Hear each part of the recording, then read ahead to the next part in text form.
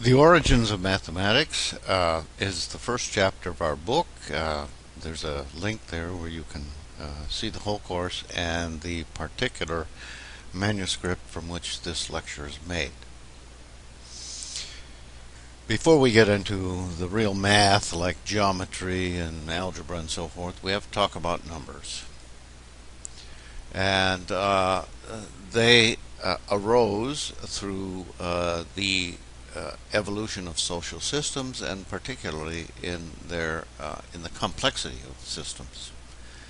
As many social needs require calculation in numbers, not just to count money, but also to measure land and so forth. Calculations with numbers enable a more complex relations and also transactions. Number provides a common link between societies and a basis for communication and trade. Examples across human history will be included in the following. Well, there are three needs for calculation. Counting, of course. You want to know how many cattle you have, or calculations to add various quantities, and also measurement, and this was very important in the Egyptian world to remeasure essentially acreages after the Great Flood. Let me add also there's the ordinal, or first and second needs. The two cardinal questions pertaining to the cardinal use of number are how much and how many, and basically that is the idea of number taught in the schools today. The two ordered questions are, well, who's first, who's second, who's third? From this we get something called a dominance hierarchy. It's present in many animal groups, or let's say social animal groups, of which humanity is one. The order of precedence in ceremonies, who takes the cup first, who appears on the stage first, and also rank and privilege in society. I think you can see all of these still exist. I do not know when dominance hierarchy in animal groups appeared, but it was certainly hundreds of thousands of years ago, if not sooner than that. Which came first, the ordinal or the cardinal? That's a good question. And how did it happen? All at once, or by some sort of diffusion process, that it was invented in one place and then just diffused because it was so applicable and needed. If it was the former, that it was all at once, it sort of arose in societies all at one time, there would certainly be great variations in systems, but there doesn't seem to be. And that gives us the second point. If the latter, there may be some common attributes to all systems. In fact, all systems have number words that mean essentially the same thing. There's some evidence by Seidenberg to this effect. So you can take a position as you wish, but the evidence by Seidenberg, as pointed out in the lecture notes, is convincing. With counting, there arose the concept of similarity of numbers as a state. There's one wolf, one fish, two ducks, two spears, five fishes, five sticks. The concept of the quantity became a state of objects. Also, we see the use of quantifiers for things for which there's no precise number, such as a school of fish. It just means a lot of fish, a pack of wolves, a lot of wolves, a gaggle of geese, many wolves. You would not refer to a school of fish if you saw two fish. But it this takes us into what we could call the heap paradox, and we'll talk about that later in the course. Examples of counting in words. The Tamanakas in the Orinoco, along the Orinoco River, had 04 designated words. 5 was the word whole hand. 6, 1 on the other hand. 10, both hands. 20, 1 Indian. And then there are grades of these things to get the numbers in between. So you can see the system may have been quinary, base 5. The Tamara tribe in Africa, and this dates to the 19th century, probably is not true now. In the trading of tobacco sticks, the tradesmen knew that 2 sticks of tobacco was equal to 1 sheep and would make the trade, but could not understand the leap of 4 sticks being equal to 2 sheep. It was required to make 2 separate transactions. The concepts of multiplication by 2 or even cumulative summation was not understood at all. Other South American Indians, such as the Abipones, were equally lacking in number words. They could count to 6, just 6, but had no words for 3, 4, 5, or 6. 4 was, for example, expressed as 2, 2. Now this expresses something you should take into consideration. If they could only count to 6, they had no needs to count higher. It was only the big construction civilizations such as Babylon and Egypt and so on that had needs for bigger numbers. The Bushmen of Africa could count to 10 with just 2 words.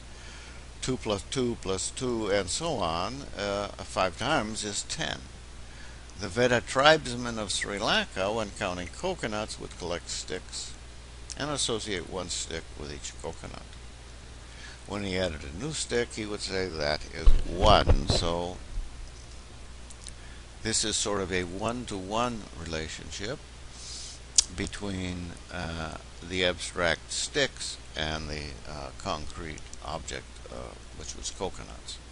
And we use this today in more ways than we can count. Earlier evidence. There is evidence of counting even up to 30,000 years ago. What you see in this illustration is a single wolf bone dating from 8500 BC. It's the Ishango bone. And it, as you can see, has very carefully and clearly defined notches or etchings. It could be a depiction of the days between full moons, but that doesn't come out exactly right in modern times. So basically there it is, but no one quite knows what it is.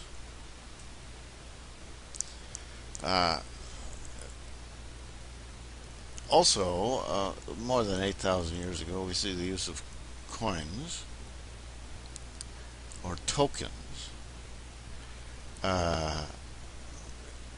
These objects you see are made of clay from Susa, which is in current modern Iran, and with objects to denote numbers, arithmetic was its companion.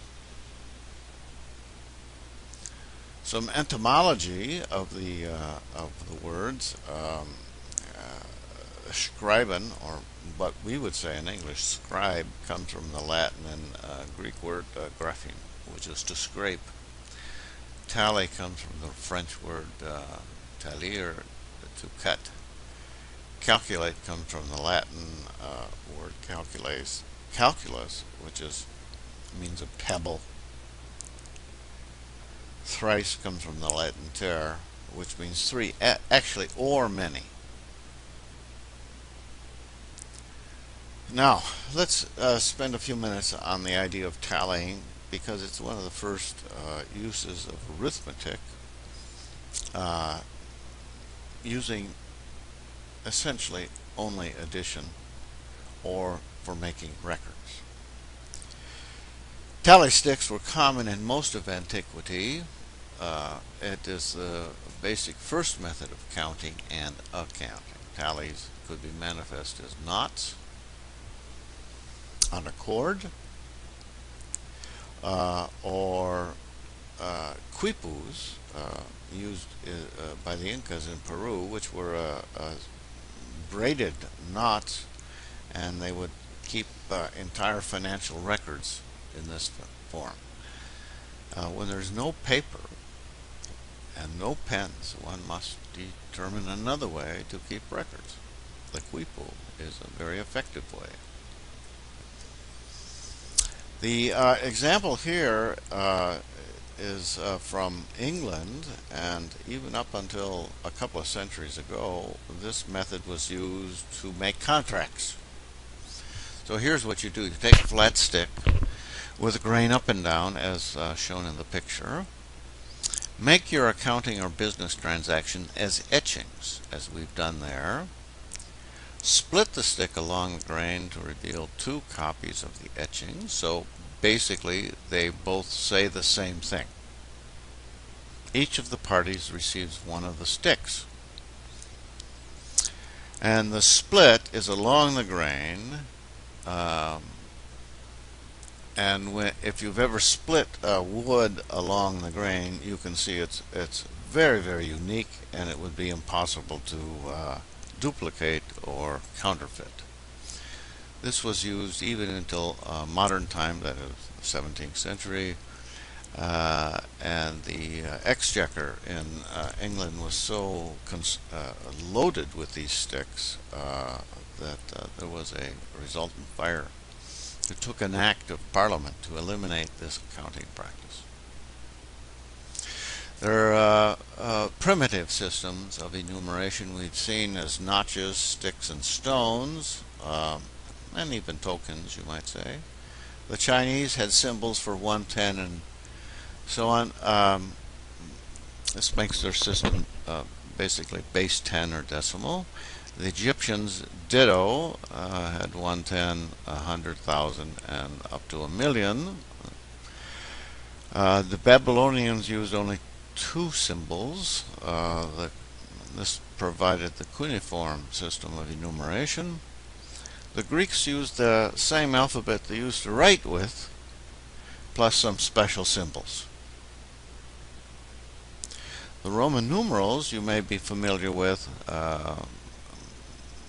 I, which is 1V, 5, X is 10, and so on, were used up until into the 17th century to keep all financial records. Remarkably, you may have heard the Hindu 0 was recognized very early, but the banking system would not accept it until it became impossible to work without it for the complexity of operations. The Arabs had 10 special symbols of the world currently, but between the modern system used in the West and the Arab numbers, they're different symbols. There's a base of counting. Of course, you understand 1, 2, 3, 4, and so on, but what is the base? When does it turn over and begin repeating? There's a binary system, which is not often used, a ternary system, base 3 system, used, say, by about a third of the Indians of North America. The quinary system, base 5, and you can see it's based on the hand, 5 digits. Base 10, the system we use, The vigesimal system is a base 20 system, which we see used in France, and the sexagesimal system from Babylon, base 60, and we still use it somewhat in our calculation of time and angles. Somewhat time, we have 60 seconds in a minute, 60 minutes in an hour, and that's universal. Counting devices came along, but not very early. The counting board and abacus probably date up to 4,000 years ago. The abacus came along later than the counting board. And both are very effective methods for calculation. The abacus is still used in many societies in the world. Later came the adding machine, as you will see, even the great mathematician Leibniz and Pascal created their own adding machines. This was quite a challenge. It was all geared and complicated. And then came the first rack and pinion type adding machine in the form of the comptometer, which is a fancy adding machine, strictly key-based. The modern in modern times we have the calculator and the computer. There are a number of references to this the topics discussed herein, and you might look at the work of Seidenberg and Heinzelin on these subjects.